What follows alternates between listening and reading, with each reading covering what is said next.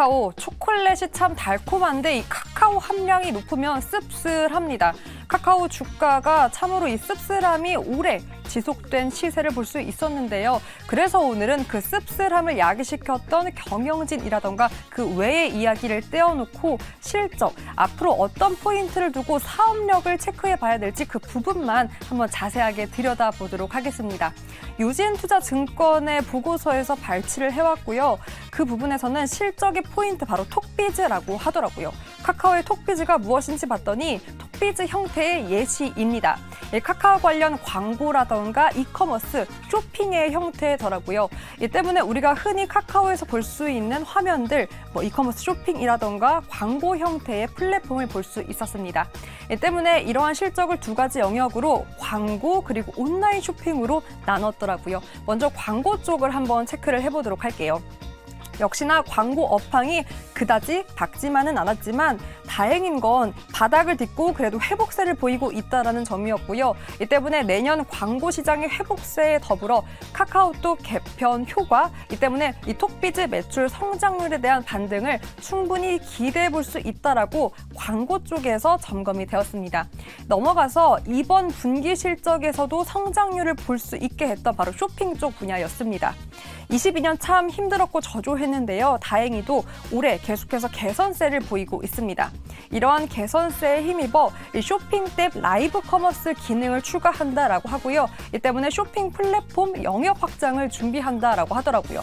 이번 실적에서도 이미 이 마이스토어 탭이라고 내가 스스로 관심 있는 기업들을 한꺼번에 보여주는 쇼핑 탭으로 인해서 이미 30% 정도 이 활용자 수가 늘었다고 하니 이 부분도 충분히 기대해 볼 수 있다라는 부분이었습니다.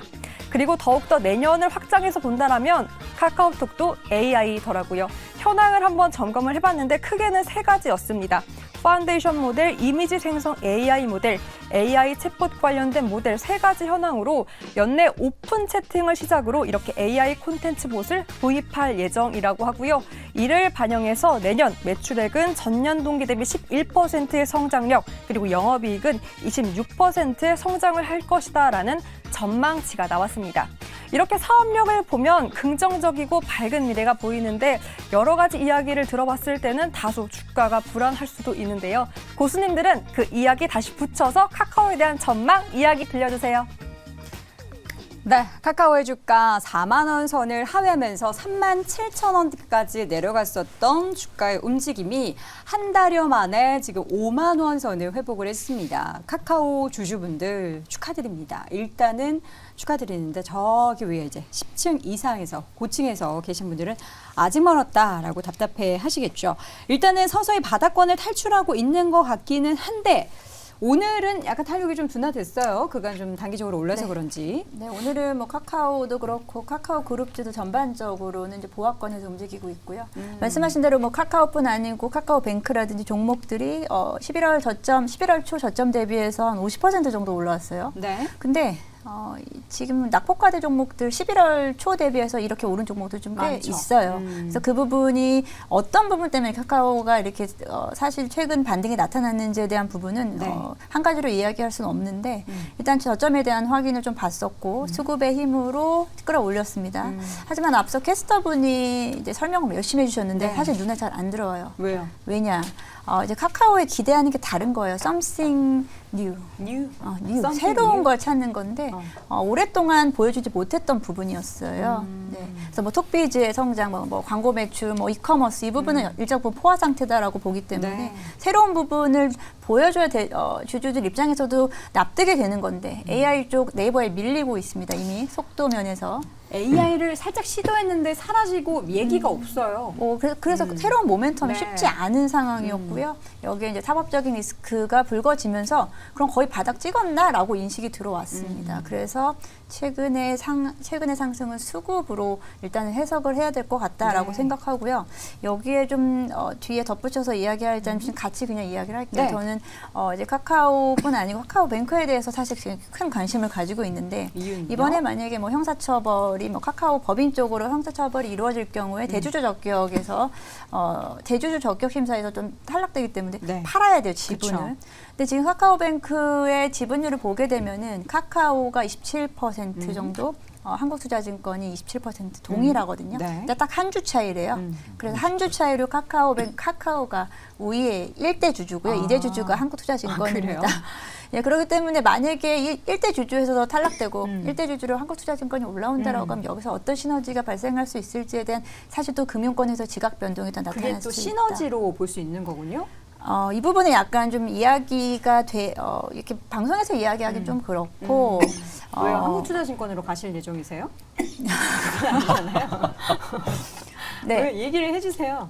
네. 확정되지 않은 이야기이기 때문에 제가 네네. 이 부분을 말씀드리기는 좀 어쨌든 어렵고. 시너지가 날 수도 있다. 일단 대주주가 변경될 경우에 또 어떤 식으로 또 이루어질지. 그래서 오히려 카카오뱅크는 지금 어찌 보면 카카오에서 가장 돈을 잘 버는 핵심 계열사예요. 그쵸. 어떻게 보면 캐시카우 역할을 하고 있었는데 여기서 카카오뱅크를 만약에 매각할 수밖에 없는 상황이다라고 하면 카카오의 전반적인 기반을 좀 살짝 흔들릴 수밖에 없다라고 보고요. 카카오는 이번 3분기에도 거의 최대 실적을 나타내면서 그냥 가장 수익성이 좋은 인터넷 뱅킹이거든요. 네. 인터넷 뱅킹 중 아니고 뱅크 중에서 가장 수익성이 좋습니다. 맞아요. 네, 저는 그렇기 어제도 때문에 썼어요. 카카오뱅크. 네, 카카오뱅크가 그런 이유가 몇 가지가 있다고 하는데 그 모임 통장이라고 해서 거기서는 이제 금리에 대해 신경을 안 쓰는 통장이에요. 모임 그쵸. 통장에서 우리가 금리 따지면서 하진 않잖아요. 이자 붙는 거 바라진 편리성 않죠? 때문이잖아요. 그런 부분에서 저수신 예금이 많고요. 네. 그리고 예대 비율이 가장 높은 또 아. 기업 중에 하나입니다. 은행 중에 하나입니다. 그렇기 때문에 카카오뱅크의 좀 향방 도전 상당히 중요할 것이다라고 좀 생각하고 있어요. 알겠습니다. 테이버 고수, 어제 오후에 검찰이 카카오 본사를 압수수색했다고 하죠. 이 네. 사법적 리스크는 계속해서 뭔가 주가의 발목을 잡을 만한 이슈가 될 것 같긴 한데 이거 어떻게 카카오 주가 다시금 흔들 만한 이슈가 될 수 있을까요? 네, 카카오랑 그 소위 말하는 검찰 이슈가 연동이 되냐 그러면 연동이 안 된다라고 보시는 게 맞을 것 같아요. 그래요? 왜냐 그러면은 지금 뭐 카카오뱅크 같은 경우에는 이제 법적인 절차 때문에 문제가 발생할 수 있겠으나 이게 우리나라에서는 어찌 보면 오너라는 부분 때문에 오너 경영이라는 체제 때문에 오너가 잡혀 들어가면 회사가 망할 수 있다 혹은 회사가 흔들릴 수 있다라고 생각하시는 분들이 많이 계십니다.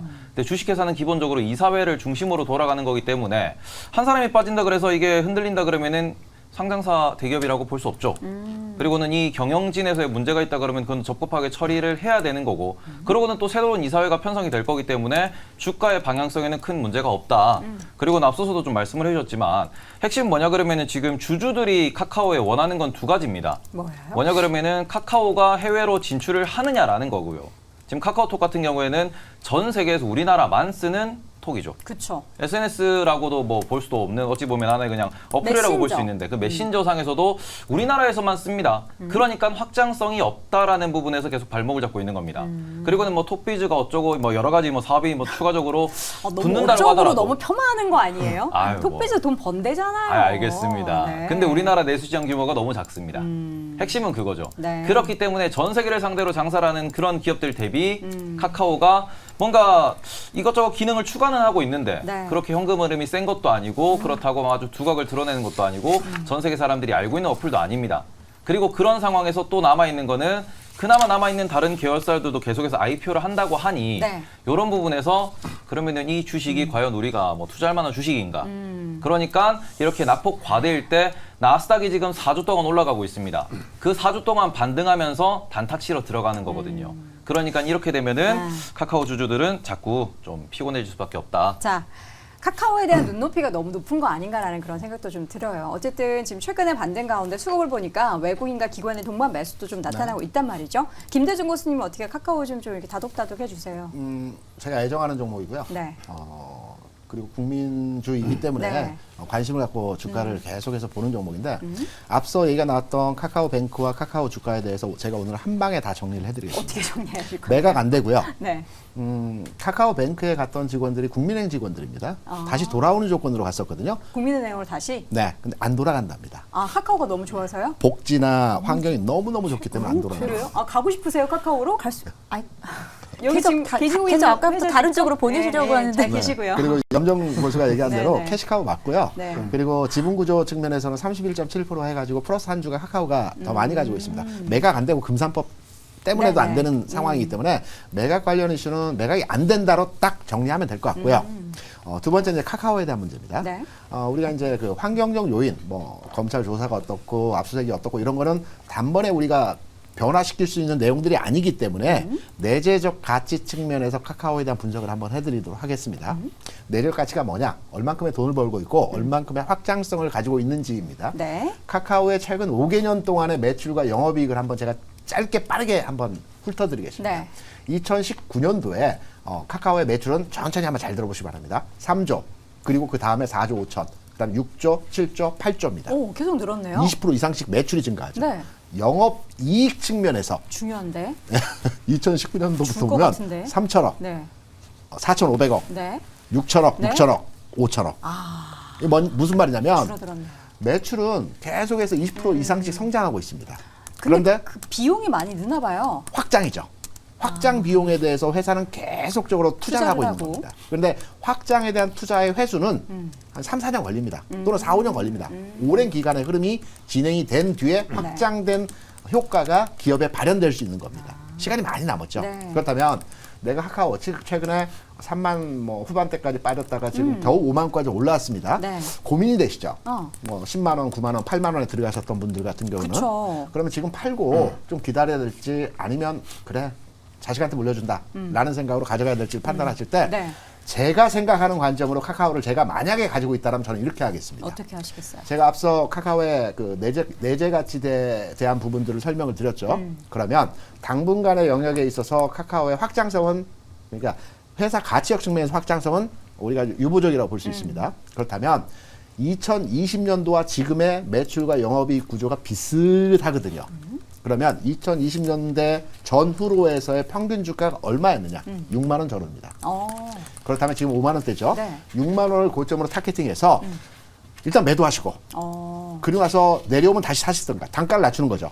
내 9만 원대 매수 단가다. 그럼 6만 원이나 6만 원 전후로 매도하고 뭐 5만 원 다시 산다든가. 네. 시간은 많이 필요하기 때문에 네. 또는 거기서 매도하고 난 다른 종목 사겠다라는 측면이라든가 네. 이 두 가지 관점으로 카카오에 대응하시는 게 안 간다는 것이 아니고 시간이 필요하다는 측면이기 때문에 그 시간적 그 기간 동안에 좀 유연하게 네. 능동적으로 매매가 필요한 종목이다 이렇게 생각합니다. 근데 알겠습니다. 방금 전에 그 확장 얘기해 주셨는데 지금 걸리는 부분이 뭐냐 그러면은 네. 최근에 확장을 많이 했어요. 근데 잠깐만 그렇게 심각한 표정으로 아니요. 얘기하지 마세요. 제가 그럼 안 말씀드리는 좋은 게 얘기할 것 카카오도 같아가지고. 있으신가 봐요. 아니. 확장에 대해서 지금 엔터 쪽으로 확장을 많이 했고요. 네. 그러고는 뭐 SM 때문에 지금 이런 사태가 발생한 것도 맞는데 웹툰이나 웹소설 쪽으로 이제 네이버랑 경쟁적으로 전 세계적으로 확장을 하고 있습니다. 그러면서 카카오 페이지라는 기업이 있어요. 네. 근데 문제는 카카오 페이지 IPO 예정되어 있고요. 그러니까요. 그리고는 SM을 인수하는 과정에서도 사우디 국부펀드로부터 1조 2천억을 또 어찌 보면 유치를 했죠. 이것도 IPO를 전제로 한 자금들입니다. 그렇기 때문에 이런 부분에 있어가지고 계속해서 말씀드리는 게 뭐냐 그러면은 네. 자회사 IPO에 대해 가지고 오히려 카카오 주주분들은 한 목소리를 내셔야 되지 않나. 그러니까 저는 막 그런 행동주의 펀드들 있잖아요. 네. 카카오에 좀 붙었으면 좋겠는데 왜 안 붙어요? 그건 왜 저한테 웃죠? 아니 좀 유명하신 분들 있잖아요. 카카오에 붙어서 시타델에 전화를 한번 해보시는 게. 한번 좀 했으면 좋겠어요. 우리 개인 투자자분들도 사실 삼성전자 다음으로 2등으로 많은 종목이기 때문에 예전에 이제 다 같이 뭔가 개인 투자자들의 힘을 보여줬었던 그 저력으로 카카오도 좀 뭉칠 때가 되지 않았나. 지금 방송 보고 계시는 카카오 주주분들 일어나십시오. 예, 그래야 주가도 더 일어날 수 있습니다. 자, 그럼 카카오 얘기하다 보니까 벌써 시간이 이렇게 흘러서 다시 한번 내용 정리해드리겠습니다.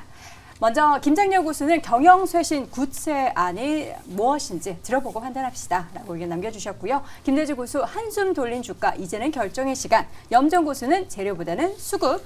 테이버 고수는 결국 주가는 보유 가치를 반영한다 라고 의견을 남겼습니다. 카카오 한마디만 더 얘기해도 될까요? 뭐요?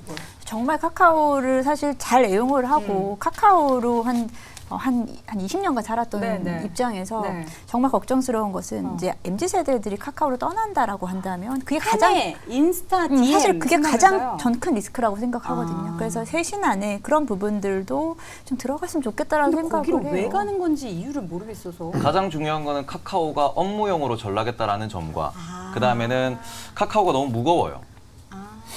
그러니까 글로벌화되지 못했습니다. 네. 카카오에서 우리가 뭐 예를 들어서 아이유를 검색한다. 안 나오죠. 그쵸. 네, 말 그대로 우리끼리만의 이게 또 채팅창이다 보니까 확장성이 너무 부족하다. 알겠습니다. 자, 카카오가 국민주라는 것은 알겠는데 우리가 이제 또 국민 여러분들이 카카오만 들고 계신 건 아니니까 다음 주제로 바로 넘어가 보도록 하겠습니다.